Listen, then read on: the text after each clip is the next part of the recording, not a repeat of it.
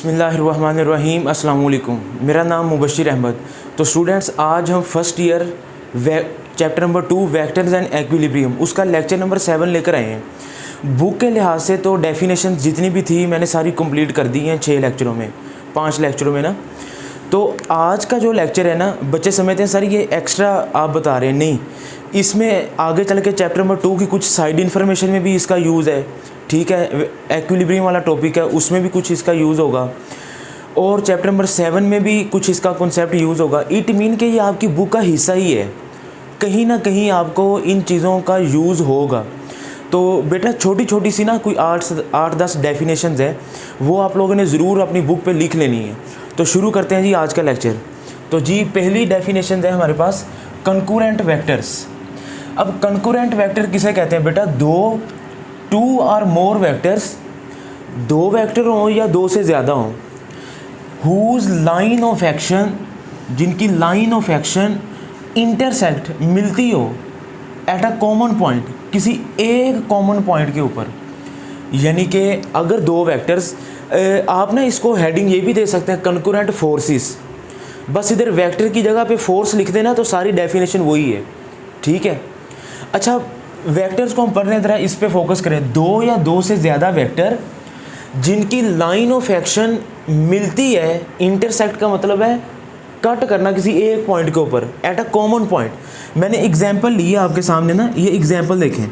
ये एक बॉक्स है मेरे पास, इसके ऊपर ये फोर्स लग रही है एक राइट साइड पे, दिस इज़ F1, एक लेफ़्ट साइड पे लग रही है फोर्स, दिस इज़ F2, एक फोर्स अपवर्ड लग रही है, दिस इज़ F3, और एक फोर्स नीचे को लग रही है, दिस इज़ F4। हम मानकर चलेंगे कि हम इसको वेक्टर की सेंस में पढ़ रहे हैं। ठीक है, एरो नहीं मैं लगा रहा, लेकिन आप लोग गौर करेंगे। अब ज़रा गौर करें, ये एक बॉक्स है ना, F1 इसकी line of action of whose line of action intersect, F1 का लाइन ऑफ एक्शन इस पॉइंट पे आके मिल रहा है, F2 का भी इस पॉइंट पे आके मिल रहा है, F3 का भी इस पॉइंट पे आके मिल रहा है, और F4 का भी। तो ये एक कॉमन पॉइंट है।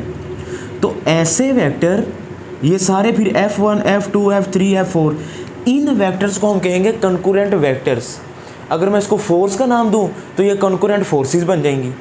तो पता ये चला 2 वेक्टर हों, 3 हों, 4 हों, अगर वो सारे के सारे उनके लाइन ऑफ एक्शन किसी एक पॉइंट पर आके कट करते हैं, किसी एक पॉइंट पर आके पास करते हैं, तो बेटा ऐसे वेक्टर्स को कंकूरेंट वेक्टर्स और ऐसी फोर्सेस को कंकूरेंट फोर्सेस कहते हैं। एक और एग्जांपल, ये चैप्टर नंबर 7 में यूज़ होगा इसका, सिंपल पेंडुलम है। ये नीचे को देखें, आपको पता है ना वेट W = mg। अब वेट भी तो एक फोर्स है, नीचे को वेट एक्ट कर रहा है और ऊपर को रस्सी के अंदर ना टेंशन होती है T। अब आप गौर करें कि वेट अगर इस पॉइंट पे है ना, तो रस्सी की टेंशन ये भी इसी पॉइंट से आगे गुजरेगी। पॉइंट तो यही है ना, कॉमन पॉइंट। अब वेट का भी ये कॉमन पॉइंट है, ये यहीं से गुजर रहा है, और टेंशन T भी यहीं से गुजर रही है। इसका मतलब वेट और टेंशन क्या हो जाएंगे? ये कंकूरेंट वेक्टर्स हो जाएंगे। बात समझ रहे हैं ना? एक और है जी, एक टेबल है मेरे पास, उसके ऊपर एक बुक पड़ी है, तो बिल्कुल वही वेट की फोर्स नीचे को लगेगी, इसको वेक्टर की सेंस भी दे सकते हैं, और नॉर्मल रिएक्शन की फोर्स ऊपर को लगेगी। तो ये कॉमन पॉइंट हो गया, इसको भी कंकूरेंट वेक्टर्स कहेंगे। एक और बात कर रहा हूँ, अब ये ज़रा देखिए, इसमें बच्चे कंफ्यूज होते हैं। ये F1 है और ये F2 है। तो बेटा आप देखें F1 का कॉमन पॉइंट क्या है? ये वाला पॉइंट। और F2 का कॉमन पॉइंट भी तो यही है ना। जब मैं इसको यूँ खींचूंगा, या F1 और F2 को आप समझ लें कि एक L शेप है, यूँ आपने इसको तोड़ना है, जब यूँ खींचेंगे ना तो ज़ोर तो यहीं पे आगे लगेगा, यहीं से वो टूटेगी। तो पता चला F1 और F2, इनको हम कंकूरेंट फोर्सेस भी कह सकते हैं और कंकूरेंट वेक्टर भी। बस कंकूरेंट का अगर लफ्ज़ आ गया तो आपने एट अ कॉमन पॉइंट का लफ्ज़ याद रखना है कि लाइन ऑफ एक्शन एक कॉमन पॉइंट पर आके मिलती हो। तो ये कुछ एग्जांपल्स थी कंकूरेंट वेक्टर्स की। बेटा नेक्स्ट चलते हैं जी, को लीनियर वेक्टर। को का मतलब होता है सेम, को का मतलब क्या है? सेम। लीनियर का लफ्ज़ निकला है लाइन से, को का मतलब सेम है, लीनियर का लफ्ज़ किससे निकला है? लाइन से। The vectors which lies on the same line, ऐसे वेक्टर जो किसी एक ही लाइन के ऊपर आते हो। मिसाल के तौर पर ये मैं एक लाइन ड्रा कर लेता हूँ, ये एक लाइन है, ठीक है। अब ये एक फोर्स है जी आपके पास F1, दिस इज़ F1, ये दूसरी फोर्स आ गई, दिस इज़ F2, ये तीसरी फोर्स आ गई, दिस इज़ F3। तो अब बेटा ज़रा देखें, लाइन एक ही है, F1, F2, F3 ये ऐसे वेक्टर्स हैं जो कि एक ही लाइन के ऊपर लाई कर रहे हैं। तो बेटा ऐसे वेक्टर्स को हम कोलीनियर वेक्टर कहेंगे। लीनियर का मतलब निकला लाइन से। The vectors which lies on the same line या सेम पाथ भी लिख सकते हैं, उनका रास्ता एक ही है, लाइन एक ही है, तो ऐसे वेक्टर्स को कोलीनियर वेक्टर कहेंगे। तो ये एग्जांपल आपको समझ आ गई। आगे चलते हैं जी नेक्स्ट डेफिनेशन पे। कोप्लेनर, को का मतलब तो मैंने आपको बता दिया सेम। अब कोलीनियर था तो सेम लाइन थी, कोप्लेनर है तो सेम प्लेन है। तो सिर्फ एक लफ्ज़ का फ़र्क होगा, इधर हमने लिखा था ना vector which lies on the same line, बस लाइन की जगह पे क्या आ जाएगा, plane. The vectors which lies on the same plane, ऐसे वेक्टर जो एक ही प्लेन के ऊपर लाई करें उनको कोप्लेनर कहते हैं, और जो एक लाइन के ऊपर लाई करें उनको कोलीनियर कहते हैं। मिसाल के तौर पर ये बेटा इसके दो पॉइंट्स मैंने बनाए हैं, नंबर 1 और number 2। Two vectors will always be coplanar, दो वेक्टर होंगे ना, ये देखें मैं इसी एग्जांपल को कोड कर देता हूँ। ये F1 है और ये F2 है, ये दो वेक्टर्स हैं, फोर्स वेक्टर भी है ना। अब ये दो वेक्टर अगर होंगे ना तो वो तो हर सूरत ही कोप्लेनर होंगे, एक ही प्लेन पे लाई करेंगे, जिस तरह बोर्ड हमारा प्लेन है। लेकिन कहता है अगर दो वेक्टर होंगे तो वो हर वक्त कोप्लेनर होंगे, लेकिन अगर तीन वेक्टर हो ना तो मे और मे नोट भी कोप्लेनर, वो कोप्लेनर हो सकते भी हैं और नहीं भी। मिसाल के तौर पर अब ज़रा ये देखें, ये आपके पास x एक वेक्टर ये है ना, एक वेक्टर ये है। अभी इसको तो हम बोर्ड पे ड्रा कर देंगे। अगर ये तीसरा वेक्टर इस तरह है, बाहर को हवा में इस तरह है, बात समझ रहे हैं, तो अब ये एक प्लेन आ गई आपके पास, ये एक प्लेन है। अब ये जो तीसरा वेक्टर है ना जो बाहर को है, ये तो प्लेन से बाहर निकल गया है, तो इट मीन ये कोप्लेनर नहीं हुआ। अगर ये थर्ड वेक्टर यूँ आ जाए इस तरह, बात समझ रहे हैं, यानी कि तीसरा वेक्टर भी मैं यहीं पे ड्रा कर दूं तो फिर वो कोप्लेनर हो भी सकते हैं, ये है ना वेक्टर, और तीसरा भी यहीं पे हो, उस सूरत में तो ये तीन वेक्टर कोप्लेनर है। अगर तीसरा बाहर को आ जाए, ठीक है, तो ये कोप्लेनर नहीं है। तो पता चला तीन वेक्टर्स कोप्लेनर हो भी सकते हैं और नहीं भी। नेक्स्ट डेफिनेशन पे चलते हैं बेटा। को इनिशियल वेक्टर, इनिशियल किसे कहते हैं, शुरू करना, इनिशियल किसे कहते हैं, शुरू, start. The vectors which have same initial point, ऐसे वेक्टर्स जिनका इनिशियल पॉइंट सेम ही है। एग्जाम्पल ले लेते हैं, मिसाल के तौर पर ये इधर को एक F1 वेक्टर है, फोर्स F1 लग रही है, ये F2 है, ये F3 है और ये F4 है। F1, F2, F3, F4। तो आपने देखा कि ये इनका इनिशियल पॉइंट है, this is the initial point. ये सेम उसी तरह का कॉन्सेप्ट है जिस तरह कॉन्करेंट वेक्टर में मैंने ये बॉक्स वाली एग्जांपल दी थी। इसको कॉन्करेंट वेक्टर भी कहते हैं ना, इसको को इनिशियल भी कह सकते हैं क्योंकि शुरू एक पॉइंट से हो रहे हैं।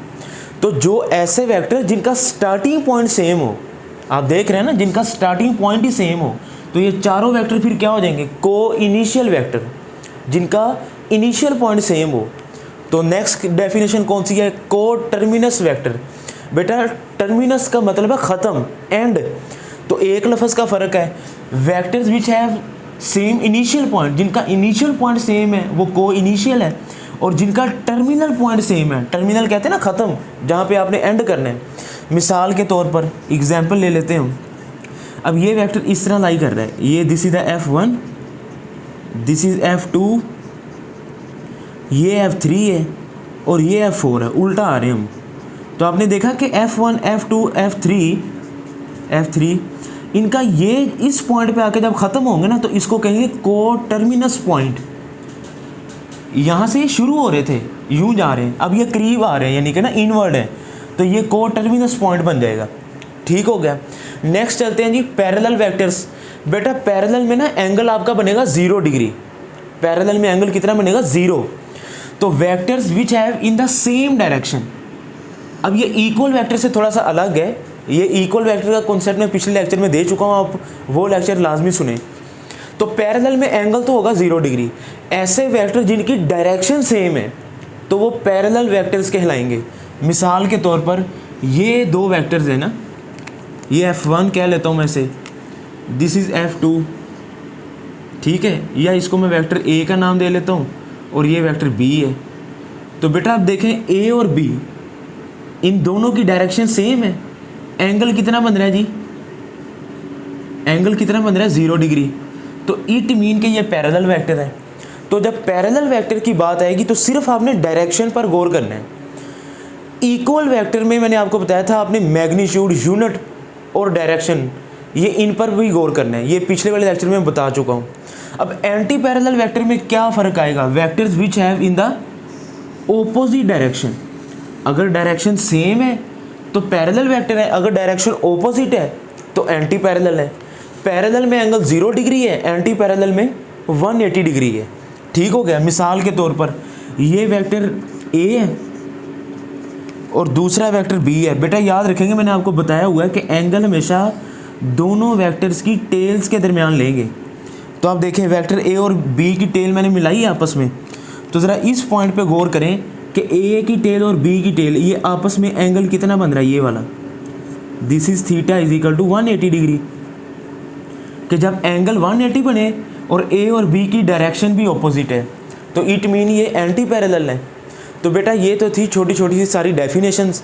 आई होप ये आपकी बुक का हिस्सा है, बुक में कहीं ना कहीं इसका यूज़ ज़रूर है। कोई चैप्टर नंबर 7 में है, कोई चैप्टर नंबर 2 की साइड इन्फॉर्मेशन है। अब ये कंकरेंट वेक्टर्स का जिक्र चैप्टर नंबर 2 की साइड इन्फॉर्मेशन ना, एक्विलिब्रियम वाला जो टॉपिक है, टॉर्क से अगला हम पढ़ेंगे भी इंशाल्लाह, तो उसमें भी यूज़ हुआ है, बुक का हिस्सा ही है। ठीक है, तो बेटा अपना बहुत सा ख्याल रखें। कमेंट सेक्शन में बताएं कि आपको ये लेक्चर सीरीज़ कैसी लग रही है। अपने दोस्तों के साथ भी शेयर करें। अल्लाह हाफिज़।